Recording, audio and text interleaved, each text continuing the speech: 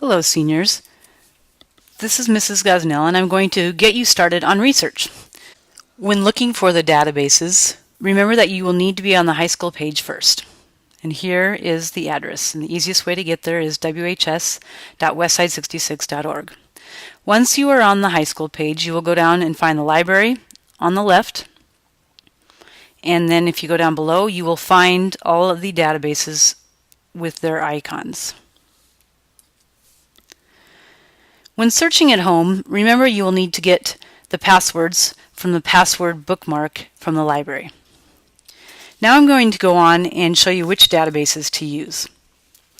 Since choosing the right database helps when researching, EBSCO tends to have a wider variety of information because within EBSCO, the host, there are smaller hosts. And if I were to click on this EBSCO host right now, I am at home, so I need to type in the password.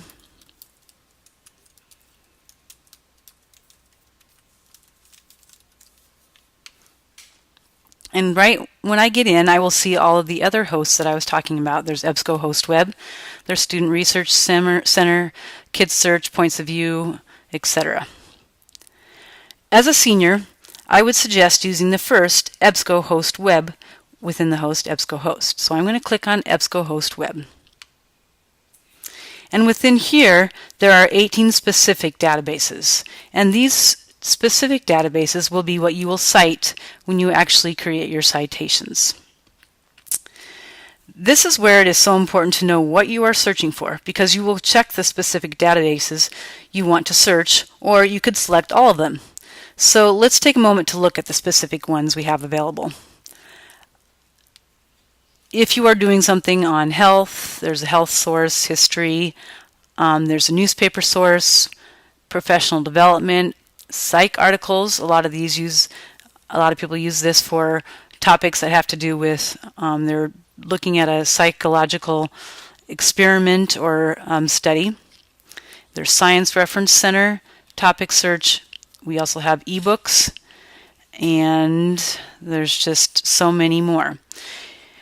As you can see, EBSCO is a large host of smaller, more specific databases, and it is used a lot for scholarly journals and peer-reviewed journals. However, we have more databases.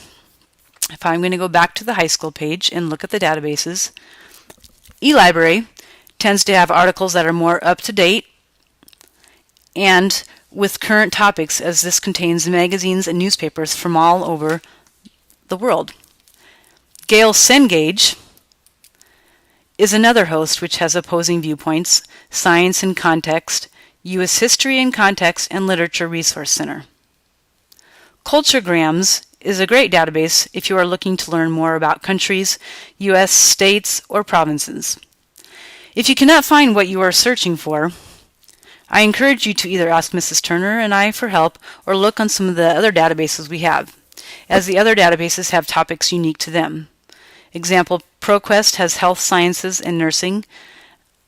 Nebraska Access has several unique databases to it as well. One thing I want to remind you not to forget is that we have many books still, ebooks, and even databases for videos.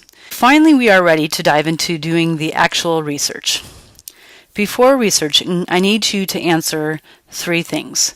So I would like you to pause this video and to get out a pencil and paper, or pen and paper, and answer these 3 things. First of all, what are 2 to 3 questions that you want answered with your topic? So write those down for me, please. And what do you need to learn for this research to be successful? And finally, with those questions in mind, you can come up with keywords to start your search. Remember, when you are searching on the databases, it is so important to use keywords versus when you are searching on Google when you just type in a sentence or a question. So let me use an example. I want to know more about landscape architecture. So a couple questions I have are, where can I use landscape architecture, and who can benefit from landscape architecture? And what do I want to learn from this research to be successful? Well, there's a lot I need to learn. I need to just learn more about landscape architecture. I need to know some people that do landscape architecture. So those are some other things that I need to learn for this research to be successful. Now that I have some questions and a few other things that I want to learn, some sample keywords that I might start out with could be landscape architecture, benefits of landscape architecture, and landscape design. And as you see from this screenshot that I'm putting up here, when I am searching EBSCO, there are other examples that they provide as well. I have another example here of the importance of searching different keywords. And looking at this insect right here, what would you call it? Well, some people would call it a firefly, and some people would call it a lightning bug. So based upon what you would call this insect would depend upon what you would search. Just some last minute tips for when you are searching on your databases for the research. Use a different database if you can't find anything on the one you are on, or choose different keywords, ask someone else for help, or ask Mrs. Gosnell, Mrs. Turner, or your senior project facilitator to help.